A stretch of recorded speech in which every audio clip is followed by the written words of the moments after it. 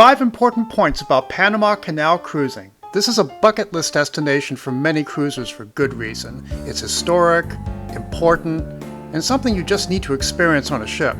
We came away with some points we wish we knew before. So let's get into it. I'm Troy, and this is the Port Lowdown. Panama sits at the southern end of Central America, between Costa Rica and Colombia. The canal is a man-made waterway, a feat of human engineering connecting the Atlantic and Pacific trade routes by cutting across the Isthmus of Panama. It's 50 miles, or 80 kilometers long, and takes roughly 8 to 10 hours to cross. So here are 5 points to keep in mind. Number 1, attend the lecture. Going through the canal is expensive. Port fees here are the highest in the world. Given that, it's important to appreciate the experience by learning about its history. On our ship, we had excellent lectures about the canal's history, political importance, especially to the United States, the challenges of maintaining the canal, and its current role in the world economy.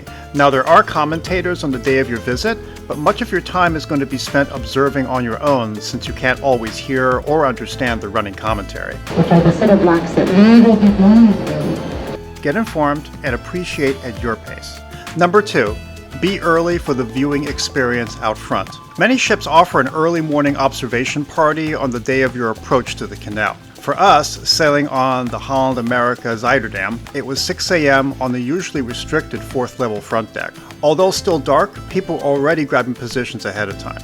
Before the first hour was up, all the side vantages were taken. You find a spot and stay put, or have someone with you so you can grab the available coffee or pastry. You can even have a cocktail or buy binoculars. Of course, if you have a front-facing suite, you got the best seat in the house. It does get crowded early, but you don't necessarily need to be directly in front. Side views are perfectly fine and give you a pretty decent vantage of the locks. Getting here later just means peering over people's heads or sneaking in a view from a friendly passenger. If that's not important to you, your balcony view or even the promenade deck can provide similar views of the action. Number 3, expect a slow trip.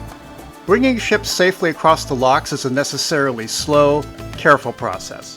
Water rises in controlled sections at a particular pace. Think of it like a water elevator, but lifting 200,000 tons of ship over. And the draining and filling process of the original locks are all done by gravity, no pumps. Rail cars tether cable to the ship to make sure it doesn't slam against the walls. So the trip will take longer than you might expect. This is why context matters. The more you appreciate the marvel of engineering that this is, the less likely you'll tune out from the long intervals. Number 4, this is not do-it-yourself day. You really don't have an option to find your own local tours or do anything on foot. And the whole area is secured, so there's no outside local tour company or neighborhood to wander on your own. Our choices were to stay on the ship and dock at Cologne City, which boasts a shopping mall but not much else. The area is considered too risky to venture beyond the mall. Or take a ship-organized tour. You have to take a tender to a pre-arranged tour bus. We chose to tour deeper into the canal, ending on the Pacific side. We had to take a 1-hour bus trip to board a much smaller ship. But the experience was much more intimate. Dock workers were close at hand on our ship. And we seemed to be within arm's reach of the lock walls. Plan for weather, by the way.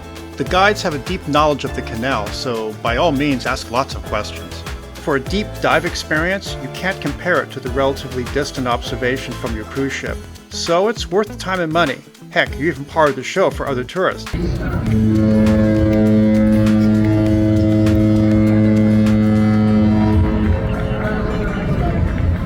You just have to give up independence for a day. Think of it like a field trip. There is no other way to experience it. By the way, if you're enjoying our tips about Panama Canal, hit us up with a like. And consider subscribing. We're putting out videos every week. Also check us out on our social. And thank you so much for all your views and support. It really means the world to us. And finally, number 5, ship size matters.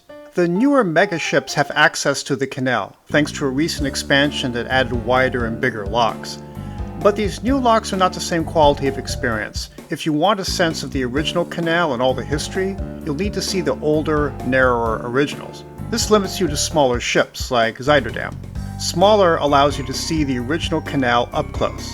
Now this experience is amplified on a separate tour, which uses even smaller expedition-style boats. So if you're on a mega ship and have a chance to go on a separate canal tour to the original locks, please do so. Experiencing the canal firsthand is an unforgettable trip and really expanded our perspective of the world. Are you planning to or have been on a Panama Canal cruise? Let us know in the comments.